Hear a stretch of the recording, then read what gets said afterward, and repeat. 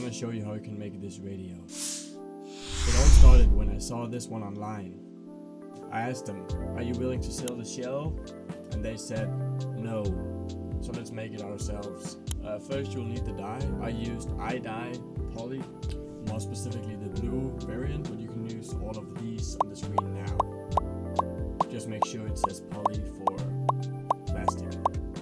All you'll need is a big pot where you can boil the shell. The shell doesn't take damage from the heat, so that's good. Then you just fill it up with hot water and boil it. Put the package in as shown on the screen. When you've put the package in, it's important to stir it around and let it boil for like 2 minutes or so to let the chemistry do its work. When you're working with this stuff, it's important to have proper PPE, because if you get it on your hands, it will stain them for a while, so that's just something to have in mind. And then when it's boiling, submerge the cell. I boiled mine for like an hour or so each. After the parts have been boiling for an hour, you can take them out and let them dry for the dye to adhere better to the plastic. Afterwards, I recommend rinsing the plastic off to get some of the dye off that haven't adhered to the plastic. Then just let them dry so there's no moisture left on the plastic when you are assembling your radio. So here I have my original Radiomaster boxer and the new shiny shell I want to replace it with. So the first step is to take the external module out of your radio if you have one, and also the battery so you don't short the circuit board if you are unlucky. And then it's nice to have a pan where you can put like screws and other accessories in, and then just screw the screws out. There's 2 on the top, and there's also 2 under the 2 rubber pads, and then I used an Allen key to get the other 2s out because it's far down into the radio. And there is the inside of the radio. Isn't it beautiful? And then make sure you don't drop your screws, and then the plate you can just put to the side. And there's 1, 2, 3, 4, 5, 6, 7 screws, counting the one in the middle of the radio. Screws you can screw out. And just make sure that you make note of them and have them in the same pile. It's nice to disassemble it because all the screws are pretty much the same. There's not like different lengths and stuff. That's annoying, right? There we have it. And now we can take out the gimbals. There's 4 screws, 1 in each corner. Try to get it out. You can also just let the screws be in the gimbal and then lift it out slowly and then dump the screws out at the end. And then it's the exact same process for the other one. And take the cable off and then put it to the side, and you can see you can get the screws out pretty easily. Then we have to take out the top screws to get the switches out. I used a screwdriver to pry them open. There's also a specific tool where you have the mounting on the bolt so you can get it off much easier, but I didn't have that. So you can see I got 2 of them off, and then I have to take the potentiometer's knob off, and then you can just, with a plier, make sure you don't have anything on the other side, because then it will just make a mess.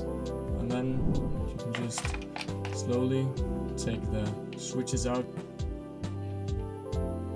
Make sure of the orientation of the switch, because if you don't, it's going to be like annoying and it will be reversed. And then you have to like pry the shell open, and then you get it out,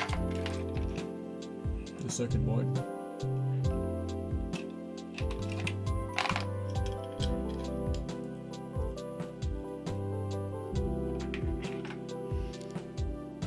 And then at last you can take, there's the buzzer and the light indicator, and also the one where you can put the strap around your neck to hold it.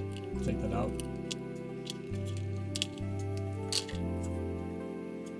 And then we don't need the shell anymore. And then we can take the new shell and throw the old one away, or keep it as a spare. And then we can just take the new shell and do everything in reverse.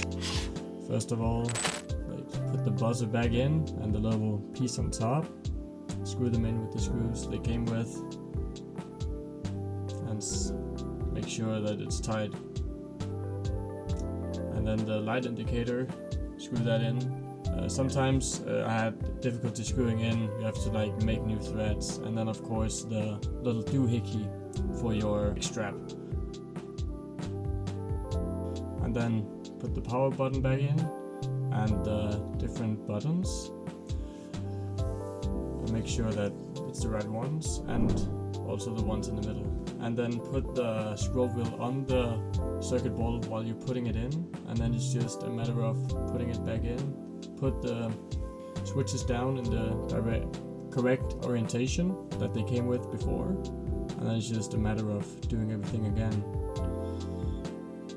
And the last switch is in, and then you have to like really, you have to stretch the new frame to make it to fit. You can see you have difficulty, and then you have to put the buzzer back in, of course. And it's just putting it back in. It's not that easy.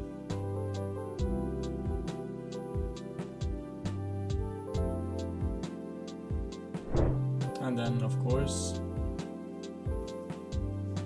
you need to screw the screws back in.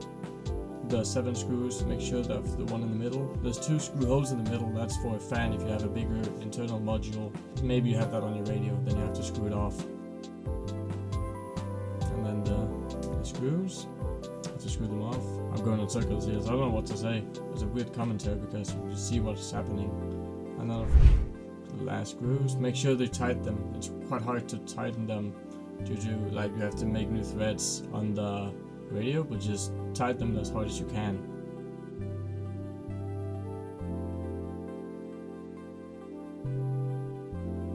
And then put the screws on the far side on again, screw them on, screw them a little bit loose, so if you have your switches in the wrong direction you can easily screw them out. If you tighten them it's going to be harder getting them out again. But the good thing is you don't have to take the frame out to change the switches, so that's easier.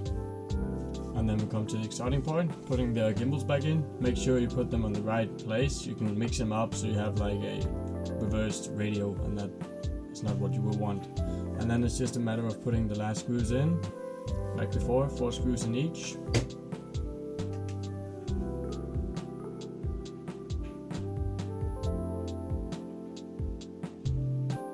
And then the other one, the 4 screws.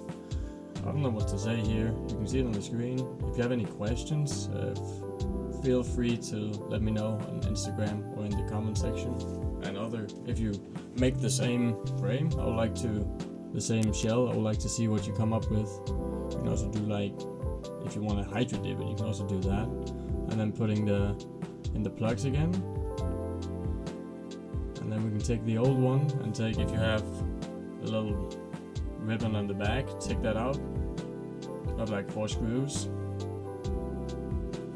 And then take the new back and then tighten that one in.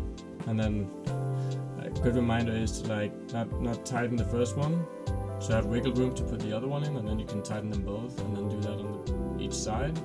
And make sure that you don't do it in reverse, so it's Radiomaster. It says Radiomaster in reverse, like upside down. That's not what we want. And then put it back in, and then it's just the 4 screws on the back. And I used an Allen key, and I used that one again maybe. No, I use a screwdriver here and just tighten them. It feels hard to tighten them in because the plastic is not the same diameter. And then the lower ones, take them in, tighten them both, and put the plug back on, and the 2 potentiometer and the battery. And then at last you can take the battery cover, put that in, and check if the radio still works. Yes, it does. Good. I didn't fry the board. I would like to see what you guys come up with.